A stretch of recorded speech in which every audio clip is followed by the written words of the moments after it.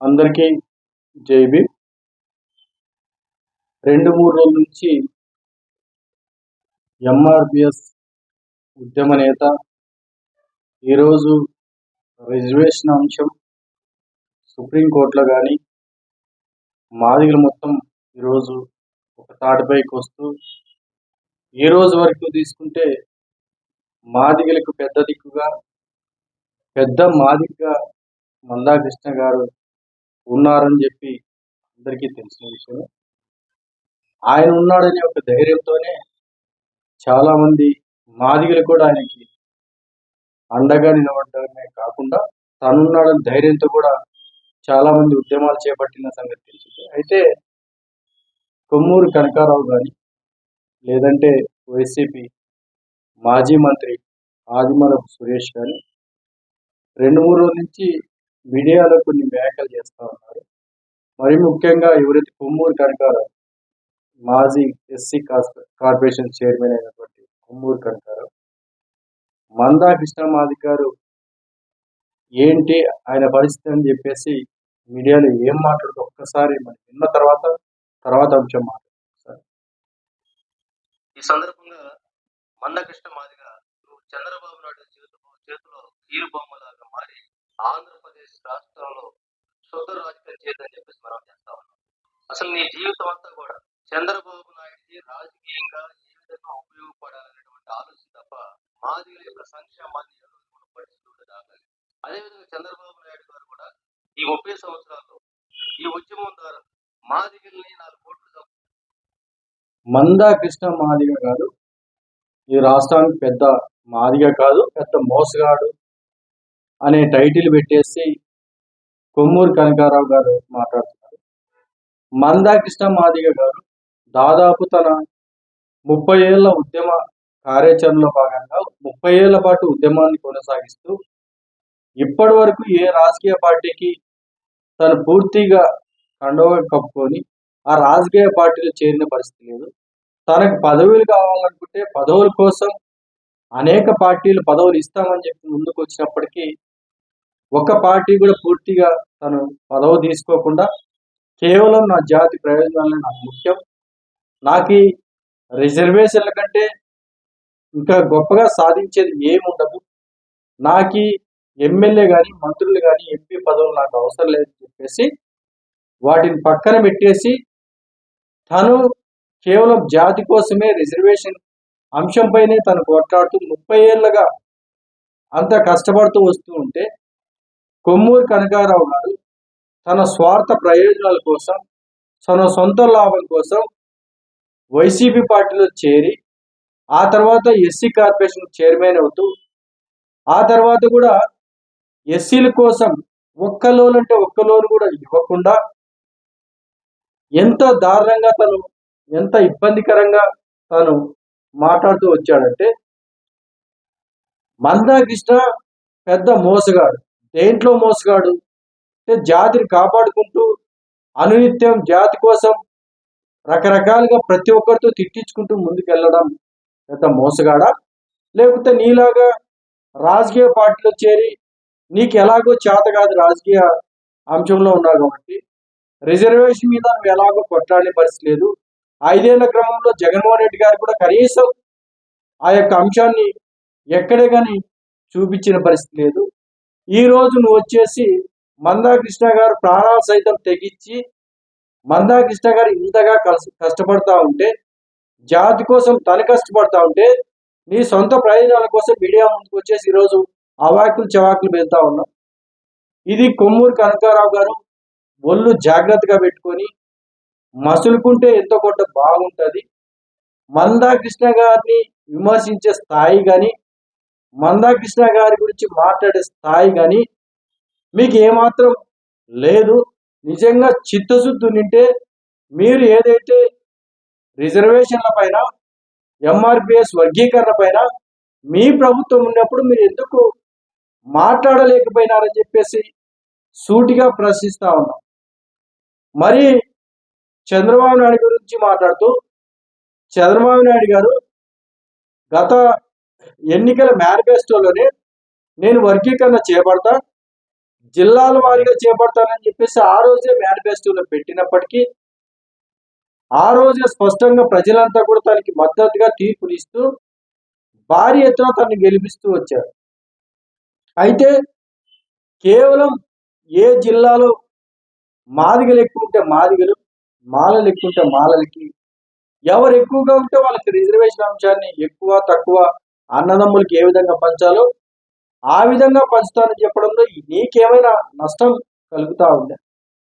మీరేమైనా నిజంగా చిత్తశుద్ధితో గతంలో మీరు ఎందుకు ఈ యొక్క అంశాన్ని మీరు ఎప్పుడు మాట్లాడలేదు?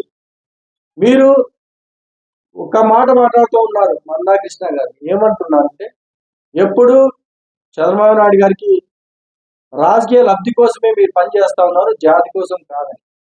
ఎక్కడ తను జాతి కోసం కాకుండా చంద్రబాబు నాయుడు గారికి మద్దతుగా లేదా చంద్రబాబు నాయుడు గారికి పూర్తి రాజకీయ లబ్ధి కోసం ఎక్కడ పనిచేస్తున్నారో కొన్ని చూపించాలని చెప్పి విజ్ఞప్తి చేస్తారు. గతంలో ఎవరైతే చంద్రబాబు నాయుడు ఉమ్మడి రాష్ట్రంలో ముఖ్యమంత్రిగా ఉన్నప్పుడు అప్పట్లోనే రిజర్వేషన్ అంశం చంద్రబాబు నాయుడు గారు అప్పట్లోనే అమలు పరిస్తున్న వ్యక్తి ఎవరైనా ఉన్నారంటే కేవలం చంద్రబాబు నాయుడు గారు.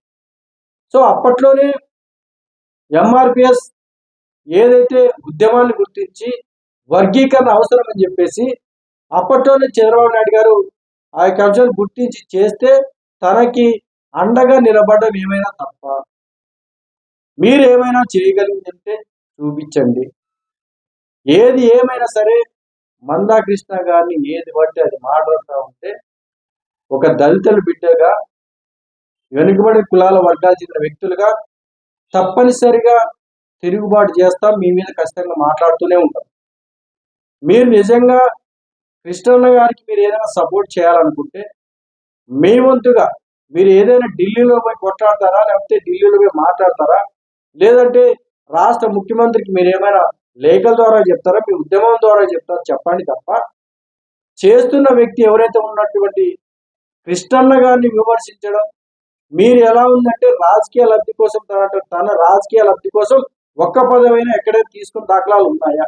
మీరు ఎస్సీ కార్పొరేషన్ చిన్న పదవి కోసం ఈరోజు రాజకీయాల అవసరాల కోసం రాజకీయ పార్టీలు చేరి కృష్ణన్నను మాట్లాడుతారు. ఇంకా కొన్ని మాటలు విందాం.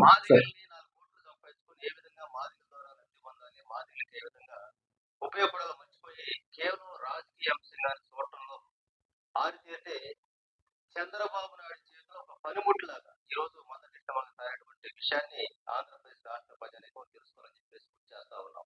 1997లో రిజర్వేషన్ వర్గీకరణ చట్టానికి నువ్వు చేస్తే ఆ రోజు ఏదైతే కేంద్ర ప్రభుత్వంలో ఈ అంశం ఉంది, కేంద్రంలో జరగాలన్నటువంటి చెప్తే ఆ రోజు నీకు కేంద్రంలో సంపూర్ణమైనటువంటి మెజార్టీ ఉంది.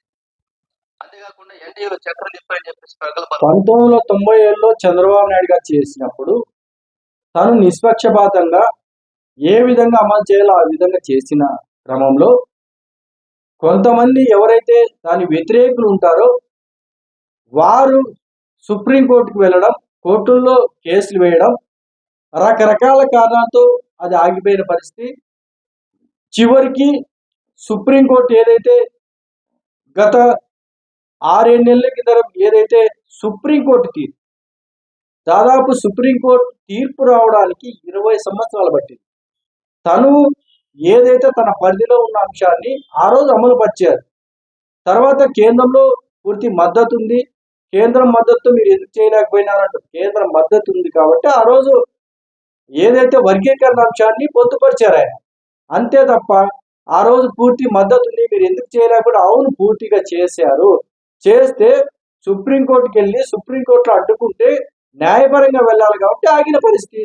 దాని మీద మేము విమర్శలు చేసేది ఏం చెప్తారు? నువ్వే జరుగుతుందని చెప్పి చెప్పడం జరిగినారు.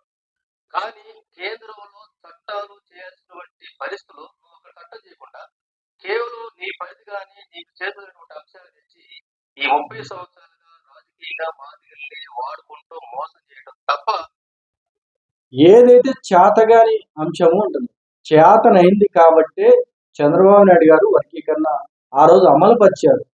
ఆ తర్వాత కోర్టులోకి వెళ్ళి కోర్టులో అడ్డుకుంటే చంద్రబాబు నాయుడు గారిని ఏం చేయగలుగుతారు? న్యాయపరంగా ఏ విధంగా వెళ్ళాలో అదే పరంగా వెళ్ళాలని చెప్పేసి న్యాయపరంగా వెళ్ళాలి తప్ప వేరే అంశం కాదని చెప్పేసి కొమ్మూరు కనకారావు గారు గుర్తు పెట్టుకోవాలని చెప్పేసి తనకి గట్టిగా చెప్తా ఉన్నాం. లేదు ఇదే విధంగా ఇంకా మాట్లాడుతున్నాడని. నువ్వు మందకృష్ణ మాదిగా బాధిస్తే మీరు తెలియజేస్తా ఉన్నాం. మరి ఈరోజు ఇటీవల సుప్రీంకోర్టు ఏదైతే హర్యానా విషయం మీద హర్యానా ప్రభుత్వం సుప్రీంకోర్టుకు వచ్చినటువంటి దాని మీద తీర్పిచ్చిందో దానిని ఉదాహరించుకొని మరి ఈరోజు రాష్ట్రాలు ముందుకెళ్తున్న టైంలో ఈరోజు దాన్ని కూడా నువ్వు రాజకీయం చేస్తూ రిజర్వేషన్ వర్గీకరణని నేను జిల్లాల స్థాయిలో చేస్తానని చెప్పేసి మరో డైవర్షన్ పార్టీ చేసుకుంటూ వెళ్తాం. ఇప్పుడు కనకారావు గారు ఆయన ఎన్నికలకు ముందే మేనిఫెస్టోలో అదే విధంగా పెట్టాడు. ఏదైతే జిల్లాల వారీగా ఎవరైతే ఎక్కువ ఉంటారో వాళ్ళకి ఈ యొక్క వర్గీకరణ కానీ లేకపోతే వాళ్ళకి రిజర్వేషన్ కల్పిస్తాం స్పష్టంగా చెప్పడం వల్ల ప్రజలు కూడా తనను పూర్తిగా నమ్మి 164 సీట్లు ఇచ్చారు. మీరు కానీ మీ జగన్మోహన్ రెడ్డి గారు కానీ వాటిపైన ఎప్పుడైనా ఏ రోజైనా సరే ఒక స్పష్టమైన ప్రకటన కానీ లేకపోతే వర్గీకరణ అంశం కానీ ఏ రోజైనా మాట్లాడారా? మాట్లాడింది చంద్రబాబు నాయుడు. ఆ రోజు నేను రాజకీయంగా నష్టపోయినా సరే లేకపోతే రాజకీయంగా ఇబ్బందులు పడినా సరే నేను వర్గీకరణ చేసే తీరుతానని చెప్పిన ఒకే ఒక్క వ్యక్తి ఇప్పుడున్నటువంటి సీఎం చంద్రబాబు నాయుడు గారు. మీ జగన్మోహన్ రెడ్డి గారి మీరు కానీ ఆదిమూలపు సురేష్ కానీ మీరు ఈరోజు మాట్లాడుతున్న వ్యక్తులు ఎవరైనా సరే ఈ యొక్క వర్గీకరణ అంశాన్ని మీరేమైనా వైసీపీ మేనిఫెస్టోలో పెట్టిన దాఖలాలు ఏమైనా ఉన్నాయా? ఇవన్నీ లేకపోకుండా ఏదైతే ఈరోజు మీరు మాట్లాడుతున్నటువంటి మాటలు చాలా దుర్మార్గంగా చాలా ఇబ్బందికరంగా ఉన్నాయి. కనకారావు గారు ప్రతిపక్షంలో ఉన్నప్పుడు ప్రతిపక్ష పద్ధతిలో ఎవరైతే ఇబ్బంది పడుతున్నాయో ఆ వర్గాల కోసం మీరు పాటుపడాలి తప్ప మరొకసారి జగన్మోహన్ రెడ్డి గారిని గద్దెనెక్కించడానికి జగన్మోహన్ రెడ్డి గారిని సీఎం చేసుకోవడానికి మందాకృష్ణ మాదిగ లాంటి గొప్ప వ్యక్తిని మందాకృష్ణ లాంటి జాతి ప్రయోజనాలు తప్ప తన సొంత ప్రయోజనాలు పక్కన పెట్టినటువంటి మందాకృష్ణ గారిని విమర్శిస్తే మాత్రం చూస్తూ ఊరుకుందామని చెప్పి హెచ్చరిస్తూ ఇలాంటి వీడియోలు మరొకసారి చేస్తే కొమ్మూరు కనకారావు గారు అంతకంటే ధీటుగా కూడా మాట్లాడతాం. ఇది శాంపుల్. మీరు కూడా మా యొక్క వర్గానికి చెందిన వ్యక్తులు కాబట్టి సింపుల్ గా వదిలిపెడుతున్నామని చెప్పి తెలియజేస్తూ జై భీమ్, జై హింద్.